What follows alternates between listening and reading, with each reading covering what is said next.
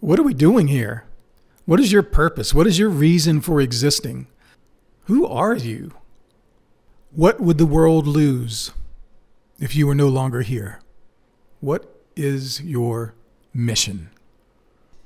Humans, for quite a while now, I've been working with some of the world's biggest brands, as well as kitchen table startups, on their brands, helping them improve their awareness and grow their revenue. And one of the ways that we do that when we're building a brand from scratch or rebranding is to ask some really fundamental first principles kinds of questions. What are we doing here? What is your value in this world? What is your company's mission? What is your purpose? What is your reason for existing? Why should your potential customers give a damn about what you're selling? Why should they care? Who are you? What is your mission? Those kinds of questions provoke really interesting and deep discussions. And they are foundational, I have found, to companies' success. When a company knows who it is and what its business is about, its reason for being in the world, it moves through the world with an effectiveness and a clarity and a vision that you just can't have when you're kind of not sure about who you are and where you are going and what you represent, and everything's kind of just tentative. No, you need some cornerstones. And I have seen the outcomes and the value of it for my clients. And then I just asked myself one day, well, what is your mission, dude? What is your purpose? Why the hell are you here? It's so good for your clients, but you haven't even done it for yourself. The cobbler's kids have no shoes. And so I spent some time, serious time, thinking about, what is my mission? Why the hell am I here? And I don't know that this is true for me. It could have been 100, 1,000 different things, but these were the words that came to me. They probably aren't yours. I'd be interested in hearing yours. Share them in the comments. I am here to grow in love and understanding, and to the best of my ability, help reduce unnecessary suffering for myself and for others. I am here on this earth to grow in love and understanding, and to the best of my ability, help reduce unnecessary suffering for myself and others. Let's start at the end of that. Most of our suffering is, we do it to ourselves. We are the authors, the architects of our own suffering, usually by the thoughts that we have in our heads. And many times those thoughts are distortions. They're just simply wrong. We're believing something that is not true. It is factually untrue. And sometimes we can go through our life believing a myth or a lie, never having questioned it. I have seen that in myself, and I have become aware over my lifetime of lies that I have carried, distortions that I have carried, until one day you go, that wasn't true at all. I've been walking around paying the price in my life for something that is not true.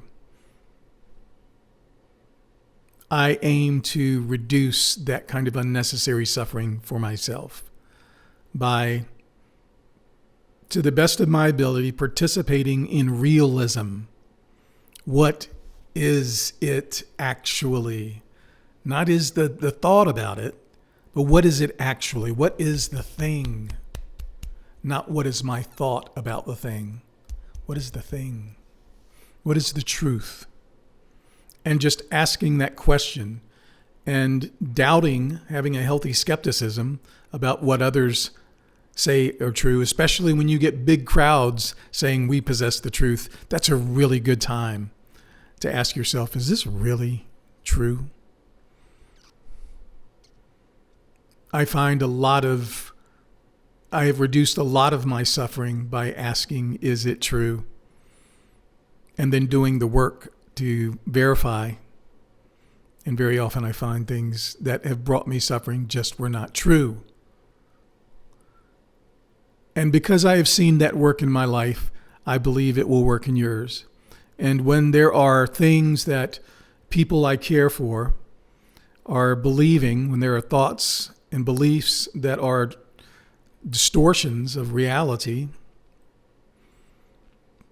if I can help clarify that, then I will. I would hope that you would do the same for me. The beginning, I want to grow in love and understanding. I want to be loving. I think love is life's glitter. It is the warmest fire of the soul. It's the best place to be. It's hard to stay in that vibration, but to the extent that we make that vibration, that love vibration, our goal, and we know when we're off. We know when we're being loving, when we catch ourselves, when we have that awareness, I am observing myself in this conversation with another human. Right now, am I being loving? Do we ever pause and say, am I being loving here? Am I being understanding? Am I trying to grow my understanding, or am I trying to win? I'm really bad at that. Too often I want to be right rather than correct. Correct is what I want to be in my heart of hearts. But my ego gets involved and I want to win. I want to be right. Show you how you're wrong. That's not conducive to understanding. Growing in love and understanding requires a level of humility that I have yet to attain.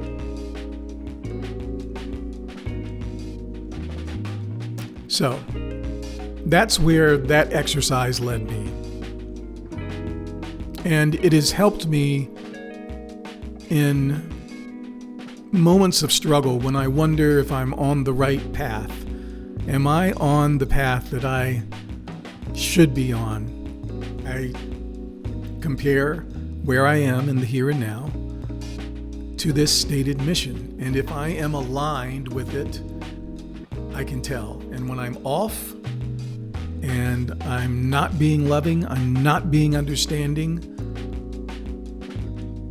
I'm living in illusion, I am unnecessarily suffering or making others suffer unnecessarily, I know I'm off my purpose, I'm off my mission. I recommend it to you. I think it's, I think being able to answer the question, why are you here? What is your life's mission? What is your purpose? That's worth thinking about. Give it a go.